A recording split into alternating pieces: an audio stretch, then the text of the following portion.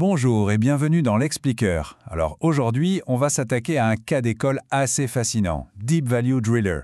On va plonger dans leurs résultats financiers pour le premier semestre 2025 et vous allez voir, leur modèle économique, c'est quelque chose. Et tout de suite, on attaque avec la grande question. Comment est-ce possible qu'une boîte avec un, et je dis bien une seule navire, arrive à brasser des millions de dollars de profit? C'est ça le mystère qu'on va éclaircir ensemble. En fait, la réponse se trouve en partie dans leur propre rapport. Le conseil d'administration parle d'une performance, je cite, exceptionnelle. Et attention, quand on dit navire, il ne faut pas imaginer un simple bateau. Non, pensez plutôt à une véritable machine à cash flottante qui tourne à plein régime. C'est vraiment ça la clé. Alors on arrive au cœur du réacteur. Ce qui fait que tout fonctionne, ce qui est le véritable moteur de cette performance, c'est un contrat. Un seul contrat, mais un contrat en or massif avec leur client, Saipem. C'est vraiment la pierre angulaire de tout leur business. Mais alors, c'est qui au juste Deep Value Driller ou DVD comme on les appelle parfois? Eh bien leur modèle est d'une simplicité désarmante. Imaginez, ils possèdent un seul et unique actif, un navire de forage ultramoderne qui porte d'ailleurs le même nom. Et leur seul et unique job, c'est de louer ce bijou de technologie à des géants de l'énergie. C'est tout. Un focus total. Pas de chichi. Et c'est là que ça devient vraiment intéressant. En avril 2025, ils ont signé un nouvel accord avec leur client Saipem. Et cet accord, c'est une petite merveille. Regardez bien. Premièrement, ils ont un contrat ferme de 365 jours. Ça veut dire une visibilité parfaite. Deuxièmement, ce contrat va leur apporter entre 54 et 55 millions de dollars. Pas mal, non? Troisièmement, il y a une option pour prolonger d'une année de plus. Et le clou du spectacle, Saipem a une option pour racheter le navire pour 300 millions de dollars. Autant vous dire que c'est un contrat en béton armé. Bon, un contrat pareil, vous vous en doutez, ça se voit directement dans les chiffres. Et les chiffres, ils sont impressionnants. Allez, on regarde ça de plus près. Tenez-vous bien. Sur la première moitié de 2025 seulement, l'entreprise a généré 30,4 millions de dollars de revenus. Ça ne sort pas de nulle part, hein.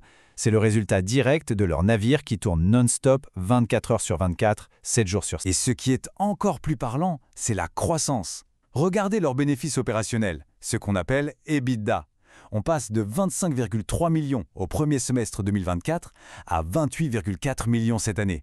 C'est une belle progression, ça montre qu'ils ne font pas que gagner de l'argent, ils le font de manière de plus en plus efficace. Mais alors, à la fin, qu'est-ce qui reste dans la poche? C'est le bénéfice net. Et là, après avoir tout payé, les charges, les impôts, tout ça, il leur reste 14,4 millions de dollars de profit en seulement 6 mois. Franchement, pour une boîte qui n'a qu'un seul navire, c'est juste remarquable. Ok, c'est super de faire du profit, mais la vraie question c'est où va cet argent? Eh bien, la réponse de l'entreprise est très claire. Il va directement aux actionnaires. Voyons comment ça se passe. Concrètement, sur la première moitié de l'année, chaque actionnaire a reçu 1,50 couronnes norvégiennes pour chaque action qu'il possède. Ce n'est pas une promesse, c'est du concret, du cash qui tombe directement sur leur compte. Et attention, ce n'est pas un one-shot. L'entreprise l'a dit et répété. Leur politique, c'est de continuer à distribuer tout le cash excédentaire. C'est un engagement très fort envers leurs actionnaires. En gros, ils leur disent « l'argent qu'on gagne, c'est pour vous ». Forcément, ça donne envie de savoir qui sont ces heureux actionnaires, non? Qui sont les propriétaires de cette machine à cash? Allez, on jette un œil à la liste des actionnaires. C'est assez instructif. Ce qu'on voit tout de suite, c'est qu'il y a pas mal de petits porteurs. Mais le plus intéressant, c'est ça. Regardez. Utalden AS et Solan Capital AS. À eux deux, ils détiennent coup de 21% de la boîte. Quand on a une telle concentration, ça veut dire une chose, ils croient à fond dans le projet. Ils ne sont pas là par hasard. Bon, on a vu le modèle, on a vu les chiffres, il est temps de faire le point. Et surtout, de se poser la question qui vaut de l'or.